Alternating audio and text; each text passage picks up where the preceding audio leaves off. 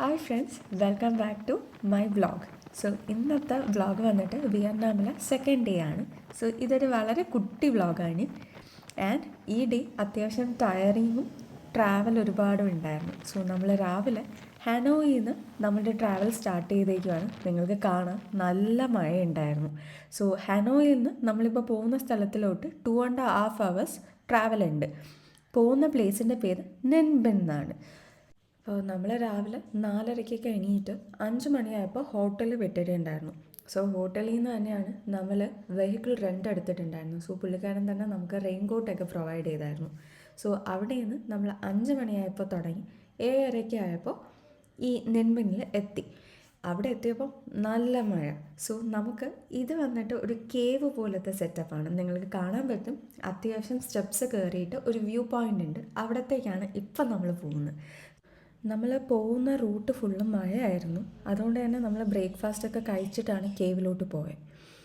അത് കഴിഞ്ഞിട്ട് ഞങ്ങൾ സ്ലോലി കയറി ഏറ്റവും ടോപ്പ് പോർഷനിൽ എത്തിയായിരുന്നു. പിന്നെ നമുക്ക് സൈറ്റ് ഭയങ്കര കുറവായിരുന്നു ഡ്യൂ ടു ഫോഗ്. എന്നാലും ഒരു ടൈം കഴിഞ്ഞപ്പോൾ ഫോഗ് മാറിയപ്പോൾ നമുക്ക് കാണാൻ പറ്റിയായിരുന്നു. So at the top of this mountain ഈ ഡ്രാഗൺ ഉണ്ട്. ഈ ഡ്രാഗണിൻ്റെ ടെയിൽ അത്യാവശ്യം നല്ല ബാക്കിലോട്ടാണ്. അതുവരെയൊക്കെ പോകാൻ പറ്റും, നിങ്ങൾക്ക് കാണാൻ പറ്റും. ബട്ട് സേഫ്റ്റി ആയിട്ട് ഒന്നുമില്ല. ഇതൊരു കുന്ന് പോലത്തെ സ്ഥലത്താണ് ഇവർ ഈ ഡ്രാഗണിനെ ചെയ്തു വെച്ചിരിക്കുന്നത്. സോ റിസ്ക് ഭയങ്കര കൂടുതലാണ്. ഈ ഇത്രയും ഹൈറ്റിനാണ് ആ ഡ്രാഗൺ ഉള്ളത്. അപ്പം പോകുന്നവരെ സൂക്ഷിച്ച് പോവുക. ഈ കാണുന്ന സ്പോട്ട് വന്നിട്ട് അതിൻ്റെ ഓപ്പോസിറ്റുള്ള മൗണ്ടെയിനാണ്. അവിടെ ഒരു ടെമ്പിൾ ഉണ്ട്. സോ നെൻബനിൽ ഒരു എൻട്രി ഫീ വരുന്നുണ്ട്, വിച്ച് ഈസ് 100,000 VND. സോ ആ ഒരു ടിക്കറ്റ് എടുത്തു കഴിഞ്ഞാൽ ഇവിടെയുള്ള 2 സ്ഥലം കാണാൻ പറ്റും. ഒന്ന് ആ ഡ്രാഗൺ മൗണ്ടെയിനും ഒന്ന് മൂവാ കേവും. സോ മൂവാ കേവ് വന്നിട്ട് ഡ്രാഗൺ മൗണ്ടെയിൻ്റെ താഴെയുള്ളത് തന്നെയാണ്. സോ നിങ്ങൾക്കിപ്പോൾ കാണാൻ പറ്റും, ഇത് ആ മൗണ്ടെയിൻ്റെ താഴെ കൂടെ നമ്മളൊരു പാസേജ് അവർ ക്രിയേറ്റ് ചെയ്തിട്ടുണ്ട്. അതുവഴി നമ്മൾ നടന്നു പോയിക്കൊണ്ടിരിക്കുകയാണ്. ഈ കേവ് എൻഡ് ചെയ്യുന്നൊരു പ്ലേസിൽ വളരെ ബ്യൂട്ടിഫുള്ളായിട്ടൊരു സീനറി ഉണ്ട്. സോ നിങ്ങൾക്ക് അപ്കമിങ് വീഡിയോസിൽ കാണാൻ പറ്റുന്നത്. നമ്മൾ ഒട്ടും എക്സ്പെക്റ്റ് ചെയ്യാത്ത ഒരു വ്യൂ ആയിരുന്നു ഞങ്ങൾക്ക് അവിടെ നിന്ന് കിട്ടിയത്. അപ്പം ഞാനിങ്ങനെ പോയിക്കൊണ്ടിരിക്കുന്നത് ആ ഒരു ബ്യൂട്ടിഫുൾ വ്യൂ കാണാനായിട്ട് വേണ്ടിയിട്ടാണ്. സോ ഇതാണ് വ്യൂ. അവിടെ താഴെ ആൾക്കാർ കൃഷി ചെയ്യുവാണ്. പാടത്ത് അവർ നെല്ലിറക്കുമായിരുന്നു. അത്യാവശ്യം നല്ല ബ്യൂട്ടിഫുൾ ആയിരുന്നു കാണാനായിട്ട്. ഈ ക്യാമറയിൽ കാണുന്ന പോലെയൊന്നും അല്ല. It was different experience. So ഈ പാടത്തൊക്കെ ഇവർ താമരയും കൂടെ നടും. സോ ഒരു സമ്മർ ടൈമിൽ നമ്മൾ ആ മേളിൽ ഡ്രാഗണിൻ്റെ അവിടെ പോകുമ്പോൾ നമുക്ക് നല്ല ബ്യൂട്ടിഫുള്ളായിട്ടൊരു വ്യൂ ആണ് കിട്ടുന്നത്. സൈഡിൽ താമരയൊക്കെ കളർഫുള്ളായിട്ടുള്ളൊരു വ്യൂ. അപ്പോൾ നമ്മളിത് ഗൂഗിളിലൊക്കെ നോക്കിയപ്പോൾ നമുക്ക് കണ്ടത് ആ ഒരു വ്യൂ ആയിരുന്നു. പക്ഷേ ഓഫ് കോഴ്സ് ഞങ്ങൾക്ക് അറിയാമായിരുന്നു പ്ലാൻ ചെയ്തപ്പോൾ സീസൺ ഇങ്ങനെയാണെന്നുള്ളത്.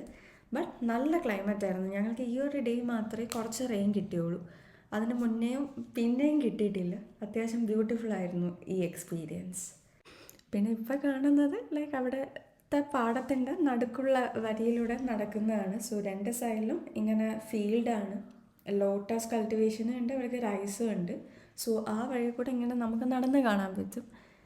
അപ്പം ഇങ്ങനെ നടന്ന് ഞങ്ങൾ അത്യാവശ്യം നല്ല എക്സ്പ്ലോർ ചെയ്തായിരുന്നു. ഞങ്ങളവിടെ 7-8 മണിക്ക് എത്തിയിട്ട് അവിടെ നിന്ന് ഇറങ്ങിയപ്പോൾ 1 മണിയോളമായി. സോ അത്യാവശ്യം കാണാനും ഉണ്ട്, പിന്നെ ഹിൽസ് എക്സ്പ്ലോർ ചെയ്യാനും ഉണ്ട്. അങ്ങനെ അവിടെ നിന്ന് നടന്നൊക്കെ കണ്ടിട്ട് ഞങ്ങൾ വണ്ടി എടുത്ത് അടുത്ത സ്പോട്ടിലോട്ട് പോവുകയാണ്. ഈ ഡേറ്റിൽ നമ്മൾ അധികം പ്ലാൻ ചെയ്തിട്ടില്ല, കാരണം അത്യാവശ്യം ട്രാവൽ ഉള്ളതുകൊണ്ട് നമുക്ക് 2-3 പ്ലേസസ് മാത്രമേ കാണാൻ പറ്റുമായിരുന്നുള്ളൂ. സോ ആ ഏരിയയിലുള്ള ഒരു 3 ഫേമസ് ആയ പ്ലേസസാണ് നമ്മൾ ലിസ്റ്റ് ഇട്ടിരുന്നത്. സോ ഇപ്പോൾ കാണുന്നതാണ് നമ്മുടെ second place, Tam Coc boat ride. So ഇവിടെ വന്നിട്ട് നമ്മൾ ആ മൂവാ കേവിൻ്റെ വേറൊരു സൈഡിലോട്ടാണ് ഈ ബോട്ട് റൈഡ് നമ്മൾ കൊണ്ടുപോകുന്നത്. ഇവിടത്തേക്ക് entry fee per person 200K VND ആണ് വരുന്നത്. അതായത് നമുക്കൊരു 2-3 hours ബോട്ടിൽ ഇവരിങ്ങനെ കൊണ്ടുപോകും. അതവർ ആ ലെഗ് വെച്ചിട്ടാണ് ഈ ബോട്ടിൻ്റെ പെഡലിങ്ങനെ തോന്നുന്നത്. നിങ്ങൾക്ക് വീഡിയോയിൽ കാണാൻ പറ്റും. സോ വിയറ്റ്നാമീസിൽ ഏറ്റവും പോസിറ്റീവായിട്ട് തോന്നിയ കാര്യം അവർ ഭയങ്കര ഫ്രണ്ട്ലിയാണ്. അവർക്ക് നല്ലപോലെ അറിയാം ലാംഗ്വേജ് ബാരിയർ ഉണ്ടെന്ന്. ബട്ട് സ്റ്റിൽ അവരുടെ കൾച്ചറും എല്ലാം നമുക്ക് പറഞ്ഞു തരാൻ ട്രൈ ചെയ്യും. സോ നമുക്ക് മോസ്റ്റ്ലി നമ്മൾ കമ്മ്യൂണിക്കേഷന് യൂസ് ചെയ്തിട്ടുണ്ടായിരുന്ന ഗൂഗിൾ ട്രാൻസ്ലേറ്റർ ആയിരുന്നു. സോ അത്യാവശ്യം നല്ലപോലെ കമ്മ്യൂണിക്കേഷൻ ചെയ്യാൻ പറ്റിയായിരുന്നു. അത് കഴിഞ്ഞിട്ട് ഇവർ തന്നെ ഇതിൻ്റെ മൗണ്ടെയ്ൻസിൻ്റെ ഹിസ്റ്ററിയൊക്കെ നമുക്ക് പറഞ്ഞു തരും. ലൈക്ക് നമ്മുടെ ഗൈഡ് പോലത്തെ ആളായിരിക്കും നമ്മുടെ കൂടെ വരുന്നത്.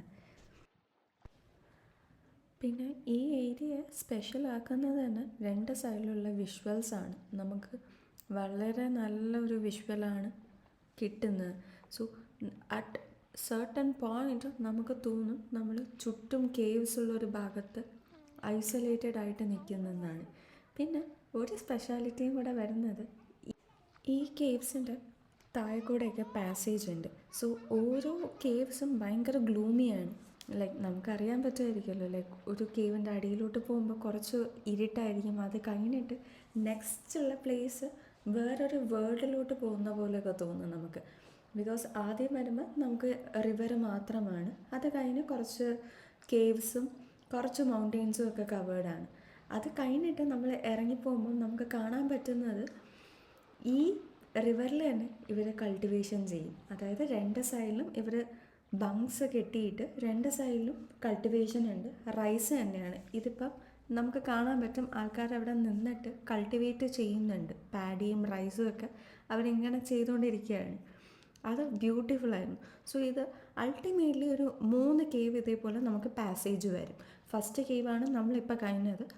വീണ്ടും സിമിലർ കൈൻഡ് ഓഫ് പ്ലേസ് വരും. അത് കഴിഞ്ഞിട്ട് വീണ്ടും കേവ്സ്. അതൊരു ലൂപ്പ് പോലെയാണ്.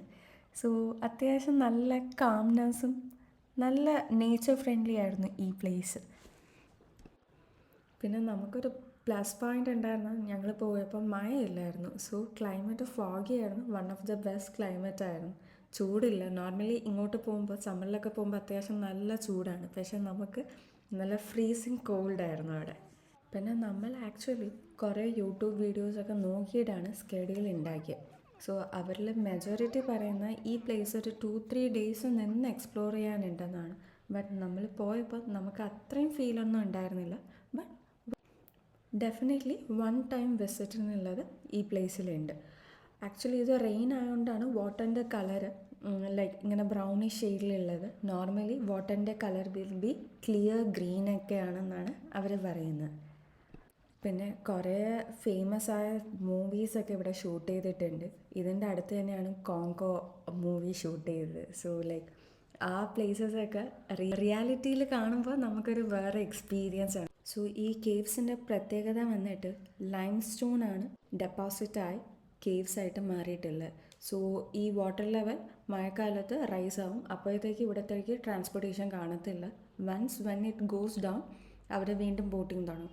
Each and every cave lime സ്റ്റോണാണ്. സോ അതിൻ്റെ ഈ വാട്ടർ ലെവൽ മാറുന്നതനുസരിച്ചുള്ള ആ സ്ട്രക്ചറിങ് ആണ് നിങ്ങളിപ്പോൾ കാണുന്നത്. ഞങ്ങൾ ആക്ച്വലി ഈ ട്രിപ്പ് പ്ലാൻ ചെയ്യുന്നത് ഓണായിട്ടാണ്. നമ്മൾ ട്രാവൽ ഏജൻസിന്നൊന്നും കൺസിഡർ ചെയ്തിട്ടില്ലായിരുന്നു. ബിക്കോസ് നമുക്ക് ടൈം കുറവാണ്. ബട്ട് പോകുന്ന പ്ലേസസിൽ എല്ലാ സ്ഥലങ്ങളും കാണണമെന്ന് ആഗ്രഹം ഉണ്ടായിരുന്നു. സോ നമുക്ക് 10 ഡേയ്സ് ഉണ്ടായിരുന്നു വിയറ്റ്നാമിൽ. അപ്പോൾ ആ 10 ഡേയ്സ് ഞങ്ങൾ മാക്സിമം യൂട്ടിലൈസ് ചെയ്തിട്ടുണ്ട്.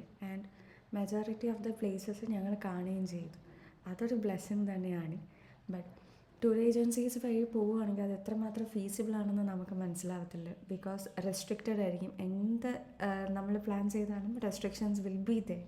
സോ ആദ്യമേ നമ്മൾ ടൂർ ഏജൻസീസ് പ്രിഫർ ചെയ്യേണ്ടതെന്ന് ലൈക്ക് ഞങ്ങൾ 2 പേരും കൂടെ തീരുമാനിച്ചെടുത്ത ഡിസിഷനായിരുന്നു.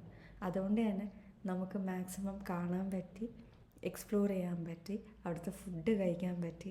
ലൈക്ക് ഓരോ പ്ലേസസും നമുക്ക് കുറേ ടൈം എടുത്ത് എൻജോയ് ചെയ്യാൻ പറ്റി. But yes, definitely for those who are not able to plan, like വർക്കും അതർ സർക്കംസ്റ്റൻസസും കാരണം പ്ലാൻ ചെയ്യാൻ പറ്റാത്തവർ definitely you can go head with tour agencies. അപ്പം നമുക്ക് കസ്റ്റമൈസ്ഡ് പ്ലാൻസും അവർ ചെയ്തു തരും.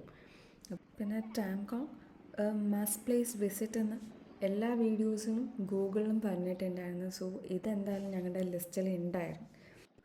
അങ്ങനെ ഒരു 4:30 ഒക്കെ ആയപ്പം ഞങ്ങൾ അവിടെ നിന്ന് ഇറങ്ങിയിട്ട് ഫുഡ് കഴിക്കാനായിട്ട് പോയിക്കൊണ്ടിരിക്കുകയാണ് ഇപ്പോൾ.